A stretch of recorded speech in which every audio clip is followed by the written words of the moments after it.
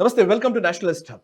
పహల్గామ్ ఉగ్ర దాడుల తర్వాత ఆపరేషన్ సింధూర్ పేరిట పాకిస్తాన్లోని ఉగ్ర స్థావరాలపై భారత త్రివిధ దళాలు దాడి చేయడము, ఆ తర్వాత పాకిస్తాన్లోని ఎయిర్ బేస్లని ధ్వంసం చేసిన సంఘటనలు ఇవన్నీ మనం చూసాం. సరే, సడన్ గా ఆపరేషన్ సింధూర్కి విరమణ ప్రకటించడము, అంటే నిజానికి సీజ్ ఫైర్ అనే ప్రకటన రావడము, తర్వాత నరేంద్ర మోదీ గారు ఆపరేషన్ సింధూర్ ఇదొక టెర్రరిస్టులకు వ్యతిరేకంగా భారత ప్రభుత్వ పాలసీ అని ప్రకటించడము, ఇవన్నీ చూస్తున్నాం. ఈ నేపథ్యంలో అసలు ఆపరేషన్ సింధూర్ మొదలుపెట్టిన నేపథ్యంలో మొత్తంగా పాకిస్తాన్ ఆక్రమిత జమ్మూ కాశ్మీర్ని మళ్ళీ మనం తిరిగి తీసుకుంటామని, లేకపోతే పాకిస్తాన్ 5 ముక్కలు చేస్తామని, ఇంకా చెప్పాలంటే పాకిస్తాన్ ఇంకా ఎప్పటికీ కోలుకోలేని విధంగా భారత త్రివిధ దళాలు వాళ్ళపైన దాడి చేస్తాయని అందరూ ఊహించారు. అలాంటి ఎక్స్పెక్టేషన్స్ ఉన్నాయి. సో ఈ నేపథ్యంలో ఒక్కసారిగా సీజ్ ఫైర్ అనగానే డిసప్పాయింట్మెంట్ కనబడుతోంది అని చాలా మంది చెప్తున్న వాళ్ళు ఉన్నారు. ఇక కాంగ్రెస్ ఎకో సిస్టమ్ నుంచి అయితే ఇందిరాగాంధీ ఉంటే బాగుండేదన్న ఒక వాదనని తెరపైకి తీసుకురావడం చూస్తున్నాం. అండ్ భారత ఎయిర్ ఫోర్స్ లోని రాఫెల్ యుద్ధ విమానాలని పాకిస్తాన్ కూల్చింది అని పాకిస్తాన్ చేస్తున్న ప్రచారానికి వంతపాడుతూ మాట్లాడుతున్న వాళ్ళను చూస్తున్నాం. ఈ నేపథ్యంలో ఆపరేషన్ సింధూర్ పాజ్ గురించి డిస్కస్ చేయబోతున్నాం. భారతీయ జనతా పార్టీ స్టాండ్ ఏంటి, నిజానికి వరల్డ్ ఎకానమీ లేకపోతే వెస్టర్న్ కంట్రీస్ లో ఉన్న పరిస్థితులు ఏంటి, ఇప్పుడు ఆపరేషన్ సింధూర్ విషయంలో అమెరికా ఒత్తిళ్లకు భారత్ తలొగ్గిందన్న వాదనని ఏ విధంగా చూడాలి, ఇట్లాంటి అంశాల గురించి కీలకమైన విషయాలు మనతో పంచుకోనున్నారు బీజేపీ తెలంగాణ రాష్ట్ర అధికార ప్రతినిధి కిషోర్ పోరెడ్డి గారు. ప్రస్తుతం కిషోర్ పోరెడ్డి గారు యుఎస్ లోనే ఉన్నారు. నిజానికి వెస్టర్న్ మీడియాలో ఏం మాట్లాడుతున్నారో కూడా తెలుసుకుందాం. నమస్తే కిషోర్ గారు. నమస్తే కిషోర్ గారు, మీరు యుఎస్ లో ఉన్నారు. యుఎస్ ఒత్తిళ్లకి భారత్ తలొగ్గింది అన్న వాదనలు ఇక్కడ వస్తున్నాయి. సో దానికంటే ముందుగా ఫస్ట్ అసలు డిసప్పాయింట్మెంట్ అయితే జాతీయవాద శ్రేణుల్లో ముఖ్యంగా బీజేపీ కార్యకర్తల్లో కూడా వ్యక్తమవుతుంది. మీరు యాక్సెప్ట్ చేస్తారా? నిజానికి ఆపరేషన్ సింధూర్ అనుకున్న మేర ఏదో పాకిస్తాన్ ని పూర్తిగా ధ్వంసం చేస్తారన్న ఒక ఆలోచన చాలా మంది చేశారు. బట్ మోదీ గారు ఎందుకు సడన్ గా దీనికి విరమణ ప్రకటించారు అని అనుకుంటున్న వాళ్ళు చాలా మంది ఉన్నారు. సో దీనికి మీరు ఏం చెప్తారు? సాయి గారు, ముందుగా మీకు అట్లాగే మన నేషనలిస్ట్ ప్రేక్షకులందరికీ నమస్కారం అండి. మనము ఆపరేషన్ సింధూర్ లాంచ్ చేసింది ఈ నెల 7వ తారీఖు తెల్లవారుజామున. దాని గోల్సే మనకు ఆపరేషన్ అయిపోగానే కూడా ఈ టెర్రరిస్ట్ హబ్స్ అన్నిటిని ధ్వంసం చేసి తిరిగి వచ్చిన తర్వాత అది ఒక 25 నిమిషాల్లో జరిగిపోయింది, ఒక హాఫ్ అన్ అవర్లో జరిగిపోయిన తర్వాత వచ్చిన తర్వాత మన వాళ్ళు ప్రెస్ కాన్ఫరెన్స్ లో చెప్పింది కూడా, మన ఆర్మ్డ్ ఫోర్సెస్ ప్రెస్ కాన్ఫరెన్స్ లో చెప్పింది కూడా 2-3 టర్మ్స్ క్రిటికల్ గా వాడారండి. ప్రిసైజ్ గా అటాక్ చేశాము, మెజర్డ్ రెస్పాన్స్, అంటే టెర్రరిస్ట్ యాక్టివిటీకి, పహల్గామ్ టెర్రరిస్ట్ యాక్టివిటీకి దానికి సంబంధించి అటాక్ ఇది. మిగిలిన ఏ సివిలియన్ కానీ మిలిటరీ కానీ ఇన్స్టలేషన్స్ మీద మేము అటాక్ చేయలేదు అని చెప్పి మనం ఫస్ట్ డే నుంచి చెప్తున్నాం. Responsible, measured and precise attacks అని చెప్పి చెప్తూ ఉన్నాం. నాన్ ఎస్కలేటరీ అని అంటే మీనింగ్ ఏంటి అంటే, ఈ టెర్రరిస్ట్ భారత్ మధ్యలో జరుగుతున్న ఈ యుద్ధం అని అనలేము కానీ, బట్ ఒక రకమైన ప్రాక్సీ వార్ ఏదైతే ఉందో, రైట్, దానికి సంబంధించిన విషయమే కానీ ఇది ఇటు పాకిస్తాన్తో కానీ, అక్కడ సివిలియన్స్ తోటి కానీ, అక్కడ ప్రజలతో కానీ, అటు మిలిటరీతో కానీ మేము ఎంగేజ్ అవ్వలేదు అని చెప్పి మనం స్పెసిఫిక్గా చెప్పాం. ఎందుకు చెప్పాము అని అంటే, అంతకుముందు మీకు తెలిసిందే సర్జికల్ స్ట్రైక్స్ అయినా కానీ, అంతకుముందు బాలాకోట్ స్ట్రైక్స్ అయినా కానీ, ఇవన్నీ మనం చేసినప్పుడు ఇండియాలో టెర్రరిస్ట్ అటాక్ అయినప్పుడు టెర్రరిస్టుల మీద, పాకిస్తాన్లో ఉన్న టెర్రరిస్ట్ సెంటర్స్ మీద మనం అటాక్ చేసాము. ఒకసారి అయితే ఓన్లీ ఎల్ఓసి లోపలే, అంటే లైన్ ఆఫ్ కంట్రోల్ అవతల ఇంటర్నేషనల్ బార్డర్ లోపల అటాక్ చేయడం జరిగింది. ఇంకొకసారి ఇంటర్నేషనల్ బార్డర్ దాటి కూడా అటాక్ చేయడం జరిగింది ఒక ఇన్స్టెన్స్ లో. కానీ ఈసారి పాకిస్తాన్లో పలు ప్రాంతాల్లో ఉన్న, అంటే పాకిస్తాన్ హార్ట్ ల్యాండ్ అంటాం, ఇక లోపల వరకు దూసుకుపోయి ఎక్కడ టెర్రరిస్ట్ స్థావరాలు ఉన్నా కానీ, వాటి హెడ్ క్వార్టర్స్ ఉన్నా కానీ వాటన్నిటిని నాశనం చేసి వచ్చాము. సో ఇది టెర్రరిజంకి, పాకిస్తాన్ స్పాన్సర్డ్ కానివ్వండి, పాకిస్తాన్ ఒరిజినేటెడ్ టెర్రరిజంకిను ఇండియాకి మధ్యలో జరిగిన ఒక చర్యకి ప్రతీకార చర్య అన్నట్లుగానే మనము ముందు రోజు నుంచి చెప్తున్నాం. ఈ సీజ్ ఫైర్ గురించి మనం మాట్లాడక ముందు కూడా మనం వార్న్ చేసింది కూడా పాకిస్తాన్ని, మేము ఇది నాన్ ఎస్కలేటరీ, దీన్ని టెర్రరిస్టులకి ఇండియాకి మధ్యలో జరుగుతున్న చర్యగానే చూడాలి కానీ దానికి మించి చూడవలసిన అవసరం లేదు, పాకిస్తాన్ రెస్పాండ్ అవ్వవలసిన అవసరం లేదు అని చెప్పి కూడా మనం చెప్పాం. అయితే పాకిస్తాన్ రెస్పాండ్ అయ్యింది, డ్రోన్ అటాక్స్ తోటి, ఇతరత్ర అటాక్స్ తోటి ఇండియా మీదకి అటాక్ అయినప్పుడు మాత్రం మనం మళ్ళీ వెళ్ళి 11 ఎయిర్ బేసెస్ని ధ్వంసం చేసి వచ్చాం. 11 ఎయిర్ బేసెస్ని. దాని ద్వారా ఏం చేశాము అనంటే, పాకిస్తాన్లో ఎక్కడ పడితే అక్కడ, ఎప్పుడు పడితే అక్కడ, మేము ఏ సమయంలో కావాలంటే ఆ సమయంలో ఎక్కడ పడితే అక్కడ, అంటే బార్డర్ ఏరియాసే కాదు, పాకిస్తాన్ లోపలికి 100, 150, 200 కిలోమీటర్ల లోపలికి వచ్చి కూడా మేము ఎక్కడ కొట్టదలుచుకుంటే అక్కడ మిమ్మల్ని కొట్టగలము, మీరు మమ్మల్ని ఏమీ చేయలేరు అన్నది మెసేజ్ ఇచ్చి వాళ్ళ దాదాపు ఒక 20% వాళ్ళ ఎయిర్ ఫోర్స్ యొక్క ఇన్ఫ్రాస్ట్రక్చర్ని ధ్వంసం చేసి వచ్చాం. సో ఇది జరిగింది. మీరు ఎస్కలేట్ చేయదలుచుకుంటే, దీన్ని పెంచదలుచుకుంటే మేము మీకు అసలు ఇంకా ఏ అవకాశము లేదు.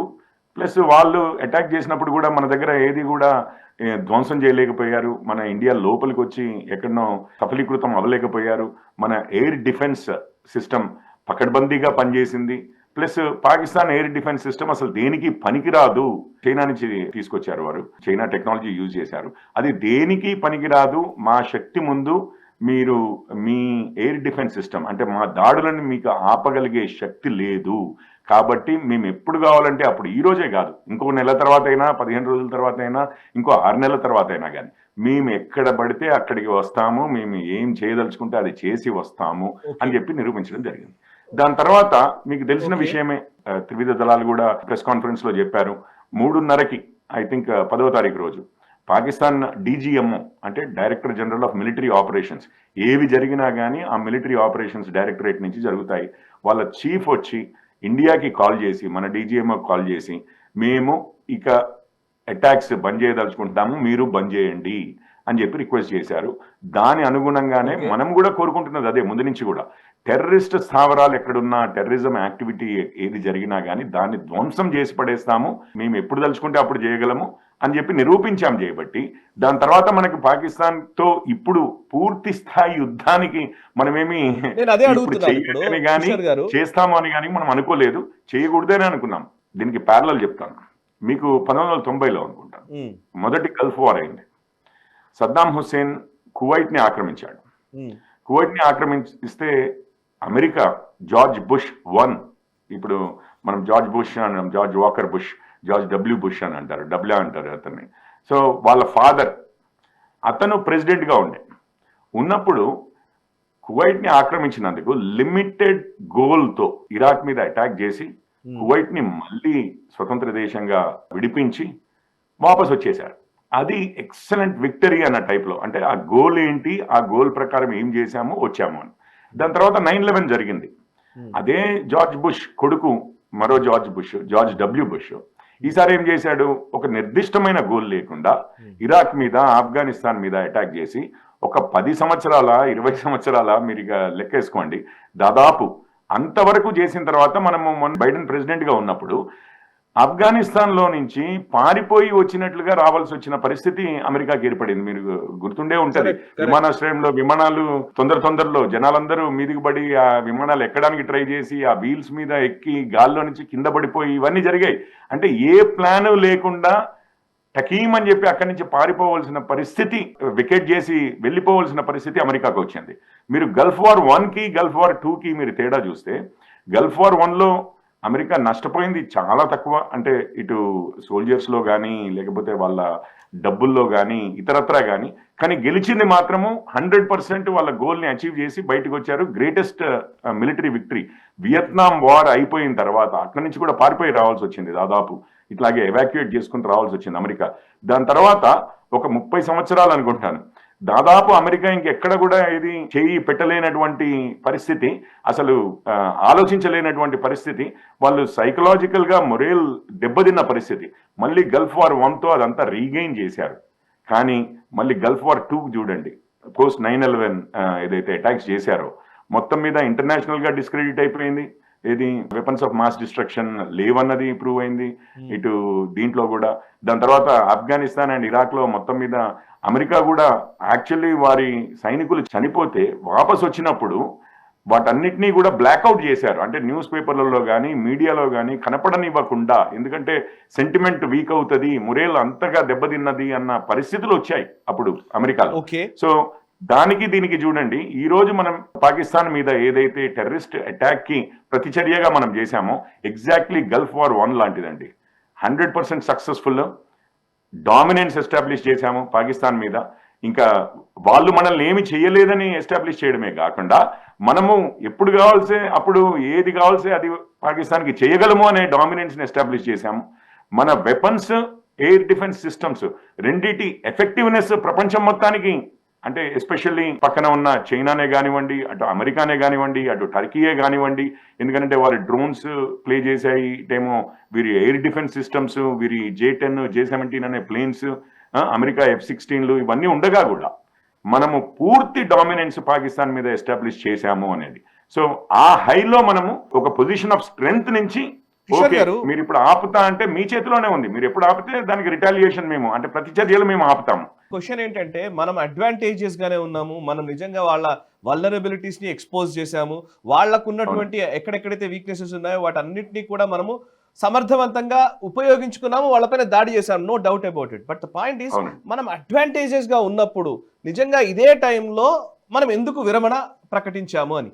పాకిస్తాన్కి అది అవసరం, కానీ మనకేంటి అవసరం, ఇది చెప్తారా? ఓకే, విరమణ అన్నారు, ఆ, విరమణ చేయకపోతే ఎస్కలేషన్ అంటాం, అంటే Yes. నెక్స్ట్ స్టెప్ కి ఎందుకు వెళ్ళలేదు అనేది. అవును. దాని గోల్స్ ఏంటండి? నెక్స్ట్ స్టెప్ కి వెళ్తే ఏమి సాధించే ఉద్దేశం ఉండాలి మనకి? అంటే నేను కొంత ఎక్స్ప్లెయిన్ చేస్తూనే ఉన్నాను కానీ, బట్ నిజానికి ఇప్పుడు మన అంటే మన just మిమ్మల్ని జాతీయవాదుల అడుగుతున్నాను, ఎక్స్పెక్టేషన్ ఎందుకంటే ఏంటంటే, ఇప్పుడు యా, అవతలి నేను వారు రెడీగా కూడా ఏమంటున్నారు, చెప్తున్నాను. ఈ మన వాళ్ళ వాదన ముందు ఎక్స్పెక్టేషన్స్ పెట్టేవారు ఏంటంటే ఏమంటున్నారు అనేది POJK మీరు రావాలి, explain చేయండి. పాకిస్తాన్ 5 ముక్కలు కావాలి, ఇవే ఎక్స్పెక్టేషన్స్. ఓకే అండి, ఇప్పుడు ముందుగా అయితే POK, పాకిస్తాన్ ఆక్యుపైడ్ కాశ్మీర్ ఇండియాలో విలీనం చేసుకోవాలి. దాని తర్వాత పాకిస్తాన్ మరో 4 ముక్కలు, బాలూచిస్తాన్, ఖైబర్ పఖ్తూన్ఖ్వా అంటే ఈ ఆఫ్ఘనిస్తాన్ పక్కన ఉన్న ప్రాంతము, అవును. దాని తర్వాత ఇటు సింధు, సింధ్.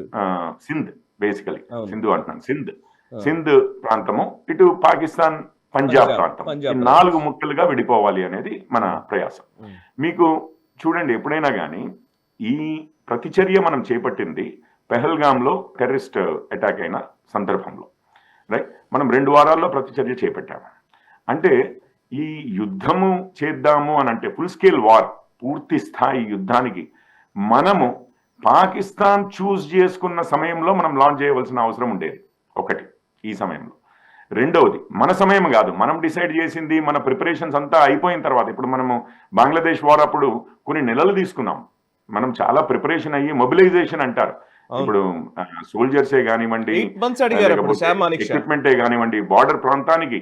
కాకపోతే పాకిస్తాన్ తను చూస్ చేసుకున్న టైం చేయబట్టి తాను ముందుగా ప్రిపేర్ అయ్యి ఉంది వీటన్నిటికీ, రైట్? మనము వాళ్ళు చూస్ చేసుకున్న సమయంలో మనం వార్ చేయడం ఒకటి.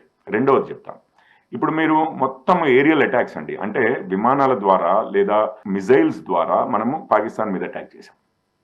ఎయిర్ స్ట్రైక్స్, నేవీని యూజ్ చేసుకుని అటు అరేబియన్ సముద్రం మీద ఒక కంట్రోల్ తెచ్చుకున్నాం. పాకిస్తాన్ బయటికి వెళ్ళడానికి కానీ లోపలికి రావడానికి కానీ ఏదైనా కానీ ఆ విధంగా రీసప్లై అవ్వడానికి కానీ బ్లాక్ చేయగలిగే పరిస్థితికి వచ్చాం. ఇప్పుడు ఈ ఎయిర్ సుపీరియారిటీ, నేవల్ సుపీరియారిటీ మనం ప్రదర్శించిన తర్వాత ఇప్పుడు నెక్స్ట్ స్టెప్ మనకి ఏది కావాలన్నా బూట్స్ ఆన్ ది గ్రౌండ్ అంటారండి. అంటే మన సైనికులు, ఇప్పుడు మీరు POKలోకి వెళ్ళిపోవడం అని అంటే మనం ఇంకా బాంబింగ్ చేస్తూనే వాళ్ళు ఏదో వాళ్ళ పాకిస్తాన్ ఆక్యుపైడ్ కాశ్మీర్ని ఒక అగ్రిమెంట్ ద్వారా ఇచ్చేస్తారని కాదు.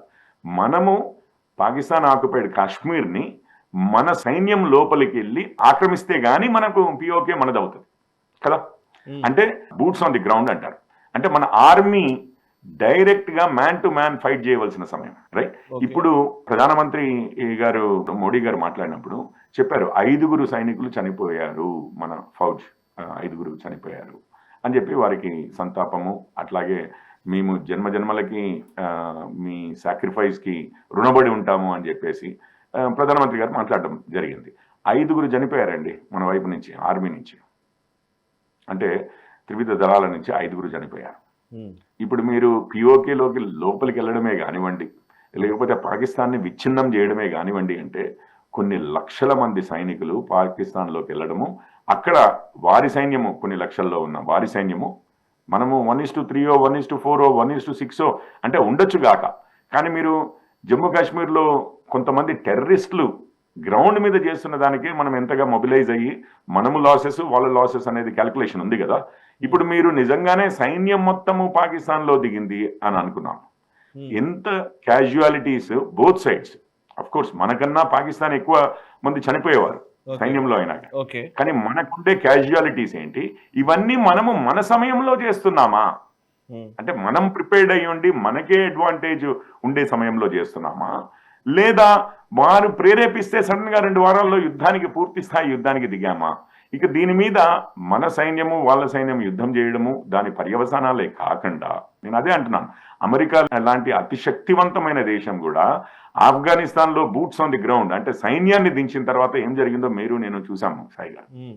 రైట్, ఏరియల్ అంటే మీరు ఆ బోరా బోరా కేవ్స్ అని ఇంకొక ప్రాంతాలని లేకపోతే ఒసామా బిన్ లాడెన్ రాత్రికి రాత్రి వెళ్ళి ఆయన నివసించే ప్రాంతం అబోతాబాద్, అది ఎక్కడ పాకిస్తాన్ ఆర్మీ యొక్క హెడ్ క్వార్టర్స్ నుంచి ఒక 2-3 కిలోమీటర్ల దూరంలోనే ఉంటది అనుకుంటా ఉంటున్న నివాసం, సీక్రెట్ నివాసం. అందులోకి వెళ్ళి రాత్రికి వెళ్ళి ఒసామా బిన్ లాడెన్ ని పట్టుకుని కాల్చి చంపేసి తీసుకెళ్లి సముద్రంలో వదిలేసి ఆయన శవాన్ని వచ్చేశారు. రైట్, అమెరికా అంత శక్తివంతమైన దేశం కదా, కానీ అదే అమెరికా మీకు ఆఫ్ఘనిస్తాన్ లో అంత దిగితే కూడా ఇక్కడ ఒక సైన్యం అంటూ లేదు. ఆఫ్ఘనిస్తాన్ లో తాలిబాన్లు వీళ్ళంతా ఆర్గనైజ్డ్ సైన్యం లాంటిది కాదు. అట్లాంటి వారి చేతిలోనే ఎన్ని దెబ్బలు తినింది, ఏం జరిగింది అనేది మనం అందరం చూసాం. సో ఈ రోజు ఉన్న మోడర్న్ వార్ఫేర్ ఏదైతే జరుగుతుందో, ఈ రోజు మనము పాకిస్తాన్ మీద అయినా కానీ మనము టెర్రరిస్ట్ యాక్టివిటీ జరిగింది, పాకిస్తాన్ ప్రేరేపిత టెర్రరిజము ఇప్పటికీ కొన్ని దశాబ్దాలుగా జరుగుతోంది.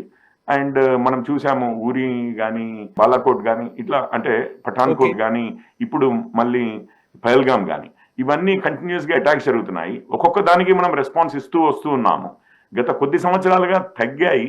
మళ్ళీ ఈరోజు పాకిస్తాన్ లో ఉన్న పరిస్థితులను బట్టి వాళ్ళ మిలిటరీ ఇష్యూని డైవర్ట్ చేయడానికా ఇతరత్ర ఇంకా వేరే దేశాలు ఏమైనా ప్రేరేపిస్తే చేశాయా, కానీ ఇండియా యొక్క రైజ్ ని అడ్డుకోవాలి అని అంటే అతి తక్కువ ఖర్చుతో చేయగలిగేది టెర్రరిజం అని చెప్పి భావించి మన మీద అటాక్ చేస్తే మనం ఆ టెర్రరిజం మళ్ళీ ఇంకొకసారి మీరు చేస్తే మీ పరిస్థితి ఏముంటది అని రుచి చూపించి వచ్చాం.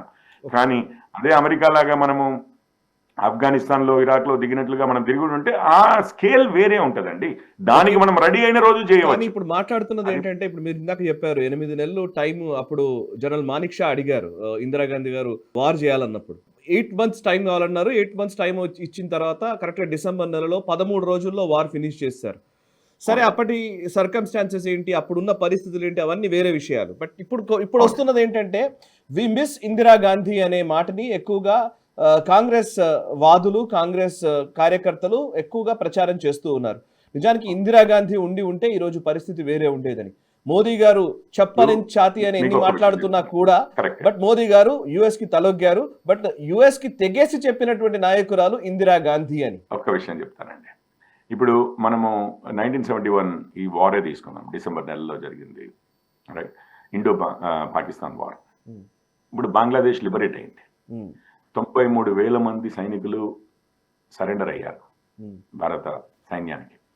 దాని తర్వాత ఒక 15,000 ఎకరాలు అనుకుంటాను 6 స్క్వేర్ కిలోమీటర్స్ మన ఆధీనంలోకి వచ్చింది. ఎక్కడ మీకు 13 నుంచి 15,000 స్క్వేర్ కిలోమీటర్లు అండి మన ఆధీనంలోకి వచ్చింది. ఎక్కడెక్కడ వచ్చింది? రాజస్థాన్ సెక్టర్లో, సింధ్ సెక్టర్లో, పంజాబ్ సెక్టర్లో. ఈ 3 ప్రాంతాల్లో కూడా మనం ఇటు బంగ్లాదేశ్ సైడే కాకుండా ఈస్ట్ పాకిస్తాన్లోనే కాకుండా వెస్ట్ పాకిస్తాన్లో కూడా యుద్ధము ఇచ్చేసి కొంత భూభాగాన్ని ఆక్రమించాము. ఇప్పుడు పిఓకేని ఆక్రమించలేదు, కానీ ఇప్పుడు ఆ భూభాగాన్ని ఆక్రమించాము కదా, ఇప్పుడు మళ్ళీ తిరిగి ఇచ్చాము కదా. పాకిస్తాన్ 1948లో కాశ్మీర్లో కొంత భాగాన్ని ఆక్రమించింది కదా. ఇందిరాగాంధీ గారు దాదాపు ఒక 4,000 మన సైనికులు ప్రాణత్యాగాలు చేసి మన దేశానికి ఇచ్చిన విజయాన్ని, ఆ విజయం సాధించడం కోసం 4,000 మంది సైనికులు చనిపోయి మనకు ఒక 15,000 కిలోమీటర్లు చదరపు కిలోమీటర్లు పాకిస్తాన్ భూభాగాన్ని మన ఆధీనంలోకి తీసుకొస్తే వెస్టర్న్ సెక్టర్లో అంటే పాకిస్తాన్ వైపు అండ్ బంగ్లాదేశ్ లో పూర్తిగా 93,000 మంది సైనికులు సరెండర్ అయ్యారు. రైట్, ఈ సిచ్యువేషన్ లో నుంచి మనకు వచ్చింది ఏంటండి? ఇటు బంగ్లాదేశ్ సపరేట్ అయింది. రైట్, పాకిస్తాన్ భూభాగము పాకిస్తాన్కి పూర్తిగా ఇచ్చేసాము, సైనికుల్ని పూర్తిగా తిరిగి ఇచ్చాము. అయినా కానీ మనం ఆక్యుపైడ్ కాశ్మీర్ వాళ్ళ 15,000 చదరపు కిలోమీటర్లు భూభాగాన్ని వారికి తిరిగిచ్చి కూడా దానికి రిటర్న్ లో పాకిస్తాన్ ఆక్యుపైడ్ కాశ్మీర్ అయినా మనం తీసుకోలేకపోయాం. ఉన్న పరిస్థితి అది. ఎందుకు? ఈ కాంగ్రెస్ వారే చెప్పాలి ఎందుకు తీసుకోలేకపోయాము అని. అది తీసుకోవాలి అని అంటే ఇంకేం చేయవలసిన అవసరం ఉండింది. ఆ ఇంకేదో చేయవలసిన అవసరాన్ని ఇందిరాగాంధీ గారు మరి ఎందుకు వారి భాషలో చెప్పాలంటే, మరి ఎందుకు వారి భాషలో నేను చెప్తున్నాను, ఎందుకు భయపడ్డారు ఇందిరాగాంధీ గారు? ఎవరికి భయపడ్డారు? ఇంతమంది ప్రాణత్యాగాలు చేసిన తర్వాత మన భారత సైనికులు ఎందుకు మరి భయపడ్డారు పాకిస్తాన్ ఆక్యుపైడ్ కాశ్మీర్ని తీసుకోవడానికి? ఇప్పుడు ఆ ఐరన్ లేడీ ఇందిరాగాంధీ గారు అంటున్నారు. మరి ఎందుకు భయపడ్డారో చెప్పాలి. ఐరన్ లేడీ ఎలా అయ్యారు? యుద్ధాన్ని గెలిచి దాని పర్యంతం జరగవలసిన లాభం ఏదైతే ఉందో భారతదేశానికి, అది తీసుకోకుండా ఈ 15,000 చదరపు కిలోమీటర్లు మనం ఉంచుకున్న పాకిస్తాన్ ఆక్యుపైడ్ కాశ్మీర్కి, అప్పుడు కాకపోతే ఇంకో 4 సంవత్సరాల తర్వాత అయినా కానీ మా భూభాగం ఇది, మరి రాజస్థాన్, పంజాబ్ అని అంటే ఇస్లామాబాద్ కింద లాహోరు, ఇటు సింధ్ ఈ ప్రాంతాల్లో అంటే మీరు చూడండి ఇంటర్నేషనల్ బార్డర్ ఎమ్మటి పైనుంచి కింది వరకు ఉంటది పాకిస్తాన్ భూభాగం. ఆ పైన గిల్గిట్ బాల్టిస్తాన్ ఆ ప్రాంతాలంటే మీరు ఆక్యుపైడ్ కాశ్మీర్ అంటే అక్కడ పెద్దగా వారు చేసేది ఏమీ లేదు చేయబట్టి అదైనా ఇస్తాం కానీ మా భూభాగాన్ని మాకు ఇవ్వండి, తిరిగి ఇవ్వండి అని అనేవారు కదా పాకిస్తానీలు. అయినా కానీ మరి ఎవరికి భయపడి మొత్తం తిరిగి ఇచ్చేసి వాపసుగా ఏమీ తీసుకోకుండా, ఇది బైలాటరల్ ఇష్యూగా షిమ్లా అగ్రిమెంట్ ఏముండిందేనండి, పాకిస్తాన్ ఇండియా మధ్యలో ఉన్న వివాదాలన్నీ మనిద్దరమే ఇంకొక మూడోవారు లేకుండా చర్చించుకుంటాము అన్నారు. ఈరోజు అది జరిగిన తర్వాత 72, 28 సంవత్సరాలు అటు, 25 సంవత్సరాలు ఇటు, చూడండి 50 సంవత్సరాలు దాటిన తర్వాత, 52 సంవత్సరాలు దాటిన తర్వాత ఈ రోజు మాత్రం పాకిస్తాన్ ఇంటర్నేషనల్ ఫోరమ్స్కి వెళ్ళట్లేదా? ఆర్గనైజేషన్ ఆఫ్ ఇస్లామిక్ కంట్రీస్ దగ్గరికి వెళ్తుంది, చైనా దగ్గరికి వెళ్తుంది, అమెరికా దగ్గరికి వెళ్తుంది, యుఎన్లో మాట్లాడుతూనే ఉంటది. షిమ్లా అగ్రిమెంట్ ని ఏ రోజు వాళ్ళు ఖాతరు చేశారు? మనం ఏదో షిమ్లా అగ్రిమెంట్ చేసుకున్నాము దానివల్ల మనకు విక్టరీ అని అంటే ఏం జరిగింది? ఇంకొక విషయం చెప్తాను సాయి గారు, మనము ఇప్పుడు ఒక దేశాన్ని ధ్వంసం చేశాము, విచ్ఛిన్నం చేశాము. ఎస్, భారతదేశము అదొక ఆర్మీ యొక్క మేజర్ విక్టరీ, త్రివిధ దళాల మేజర్ విక్టరీ, అది గొప్ప విషయం కాదని నేను అనట్లేదు. కానీ దాని తర్వాత జరిగిన పరిణామాలు చూడండి. ఇప్పుడు పాకిస్తాన్కి ఇటు ఈస్ట్ పాకిస్తాను అటు వెస్ట్ పాకిస్తాను అని మధ్యలో కొన్ని వేల కిలోమీటర్ల దూరం ఉండేది. 2 ఫ్రంట్స్ లో డిఫెండ్ చేసుకోవాల్సిన అవసరం ఉండేది ఇండియా నుంచి. అవును, మీకు అక్కడ వెస్ట్ సైడ్ నుంచి పాకిస్తాన్ ఏమైనా అటాక్ చేసి ఉంటే, ఈస్ట్ పాకిస్తాన్ ఇంకా పాకిస్తాన్ లో ఉండుంటే మనం ఇక్కడ గిచ్చేవాళ్ళం. కరెక్ట్. 2 సైడ్ డిఫెండ్ చేసుకోవాలంటే ఎంత ఖర్చుతో కూడిన పని మీరు చూడండి. ఈవెన్ మొదటిసారి 1971 వార్లో కూడా బంగ్లాదేశ్ సైడ్ మనం వార్ చేస్తుంటే ఈస్ట్ పాకిస్తాన్లో పాకిస్తాన్ నుంచి ఆయుధాలు కానీ ఆర్మీ కానీ రావడానికి ఎంత కష్టమైందండి. 2 ఫ్రంట్ వార్ కాన్స్టెంట్ గా పాకిస్తాన్ 2 ఫ్రంట్ వార్ అంటే ఇండియా ద్వారానే ఇటు ఈస్ట్ సైడ్ అటు వెస్ట్ సైడ్ మనకు 2 ఫ్రంట్స్ ఉండేవి వారిని సతమతం చేయడానికి. అది కోల్పోయాం మనం. పోనీ బంగ్లాదేశ్ సపరేట్ చేశాం కదా, బంగ్లాదేశ్ అయ్యింది కదా అని అంటే బంగ్లాదేశ్ ఏమైనా మనకు పాకిస్తాన్ మీద అడ్వాంటేజ్ ఏమైనా ఇచ్చిందా అని అంటే ఈ రోజు మనం చూస్తున్నాము బంగ్లాదేశ్ లో కూడా ఒక సమస్యగా తయారైంది భారతదేశానికి. ఓకే, పాకిస్తాన్ బంగ్లాదేశ్ మీకు తెలిసిన విషయమే, వారు ఎంత కొట్టుకుని విడిపోయినా ఈరోజు మళ్ళీ ఇద్దరు కలిసి భారత్ని, ఇప్పుడు బంగ్లాదేశ్ వారు ఏమంటున్నారు, నార్త్ ఈస్ట్ ఇండియానే కట్ ఆఫ్ చేసేస్తాము ఇండియా నుంచి అన్న టైపు మాటలు మాట్లాడుతున్నారు చైనాకి వెళ్ళి. సో పర్యవసనాలు చూడండి, మనము డివైడ్ చేయడం వల్ల. ఇంకొక విషయం చెప్తాను సాయి గారు, మనకు బంగ్లాదేశ్లో అంతకుముందు ఉన్న జనాభా ఏదైతే ఉందో పాకిస్తానీ జనాభా, వారికిను వెస్ట్ పాకిస్తాన్ అంటే ఈ రోజు పాకిస్తాన్లో ఉన్న జనాభాకి వీరిద్దరికి ఎథనిక్ డిఫరెన్సెస్ ఉండేవండి. ఇక్కడ ఉన్నవారు బెంగాలీస్, ఉర్దూ వీరి మాతృభాష కాదు. అక్కడ ఉన్నవారేమో ఉర్దూ మాట్లాడతారు, పంజాబీ డామినేషన్. వీరిద్దరికి పడకనే కదా, ఇంటర్నల్ గా వారిద్దరికి పడకనే కదా గొడవంతా అయింది. ఇప్పుడు పాకిస్తాన్ కి ఇంటర్నల్ గా అన్స్టేబుల్ గా ఉండే పరిస్థితులు అంతకుముందు ఈస్ట్ వెస్ట్ పాకిస్తాన్, మనం ఏమి చేయవలసిన పరిస్థితులు లేవు. రోజు వాళ్ళే కొట్లాడుకుంటున్న పరిస్థితులు. పాకిస్తాన్ ఎంత వీక్ గా ఉండేది, పాకిస్తాన్ మిలిటరీ బంగ్లాదేశ్ ని కంట్రోల్ చేయడంలోనే వారి శక్తి మొత్తము ఆక్యుపై అయి ఉండేది. అట్లాంటిది ఇటు బంగ్లాదేశ్ ని మనం లిబరేట్ చేసి ఇక్కడ ఏమైనా ఎప్పటికీ మిత్రులు, శాశ్వత మిత్రులు ఏమన్నా క్రియేట్ చేసుకున్నామంటే అది చేయలేదు. మనకు ఇల్లీగల్ మైగ్రేషన్ ప్రాబ్లము తెచ్చుకున్నాము యువతల సైడ్ నుంచి. అవతల చూస్తేనేమో పాకిస్తానిగా ఈస్ట్ పాకిస్తాన్ గురించి వరి అవసరం లేకుండా వారి శాయశక్తులను ఉపయోగించి అక్కడ కశ్మీర్లో ఫోకస్ చేశారు, ఇటు పంజాబ్లోను ఖలిస్తాన్ దీన్ని ఫోకస్ చేసి మనకు ప్రాబ్లమ్స్ క్రియేట్ చేసేది.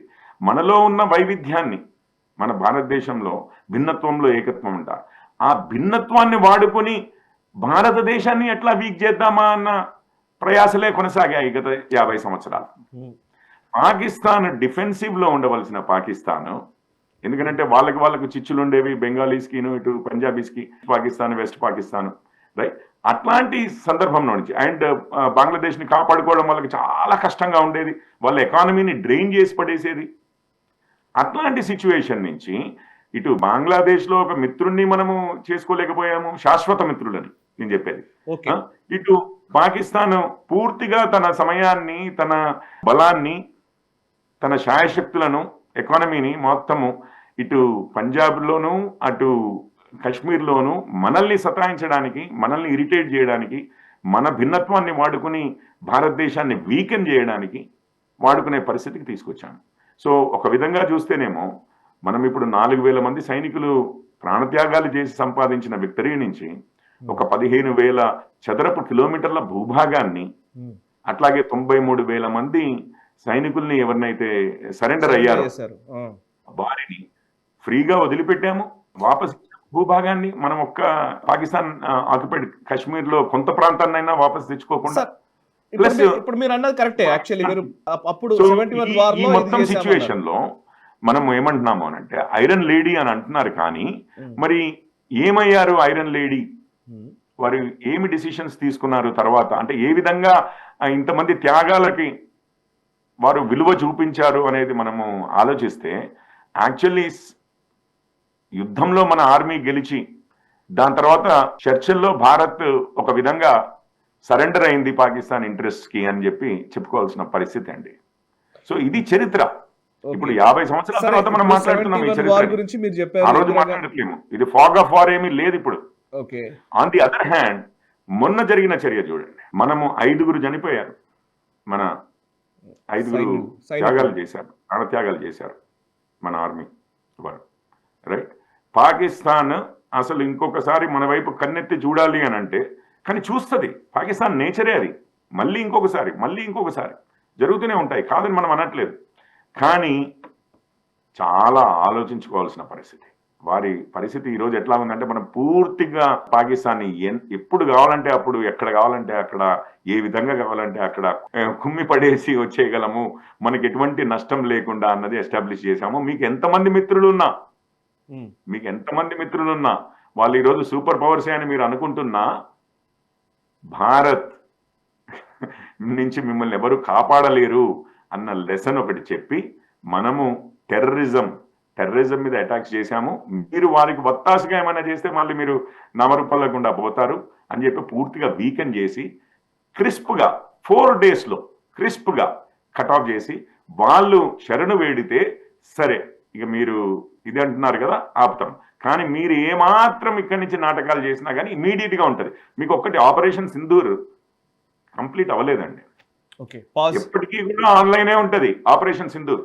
ఏ రోజైతే వాళ్ళు మరో దుశ్చర్యకు పాల్పడడానికి ధైర్యం చేస్తారో ఆ రోజు ఆపరేషన్ సింధూర్ కంటిన్యూ అవుతూనే ఉంటది. అది అటువంటి గ్రేట్ విక్టరీని ఇండియా సాధించి వచ్చిందండి. ఇది మనము పాకిస్తాన్ విషయమే కాదు, మన వాళ్ళలో ఎక్స్పెక్టేషన్స్ ఎక్కువ ఉన్నాయి. ఈసారే దాంట్లోకి వచ్చి ఇప్పుడే మనం వెళ్ళి మొత్తం అసలు విచ్ఛిన్నం చేయడం, ఆ విచ్ఛిన్నం చేసిన తర్వాత పరిస్థితులు ఎట్లా ఉంటాయి అది కూడా ఆలోచించాలి మనం.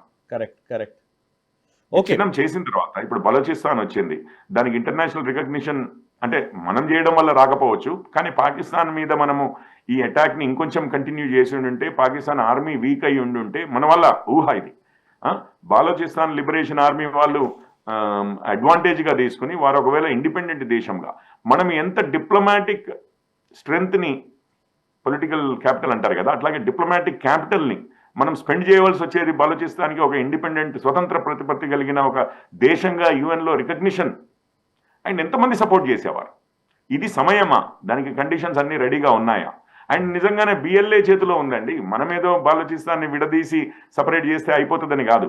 సింధ్ నుంచి వారెవరో చేస్తే, వారు సపరేట్ అయిదామనుకుంటే, వారు యుద్ధం చేస్తే పాకిస్తాన్ మిలిటరీ మీద వారు సపరేట్ అయ్యే అవకాశం ఏది? బంగ్లాదేశీలో ఈ ముక్తి బాహిని వీళ్ళందరూ చేసినట్లుగా.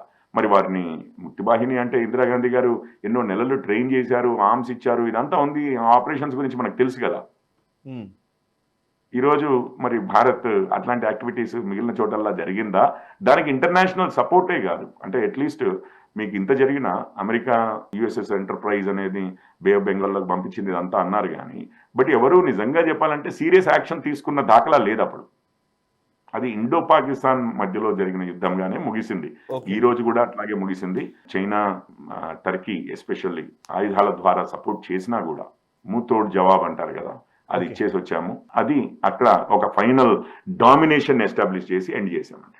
Right sir thank you very much sir, thank you very much Kishore Poreddy గారు. అసలు యాక్చువల్లీ ఈ విజయానికి సంబంధించి వెనకాల ఉన్న పరిణామాలు అండ్ నిజానికి ఈ విజయాన్ని ఎలా అర్థం చేసుకోవాలి అన్న విషయానికి సంబంధించి కిషోర్ పోరెడ్డి గారి విశ్లేషణ ఇది. ఆయన అభిప్రాయాలతో మీరు ఏకీభవిస్తే కమెంట్ చేయండి, ఏకీభవించకపోయినా కమెంట్ ద్వారా మీ అభిప్రాయాలు తెలియజేయండి.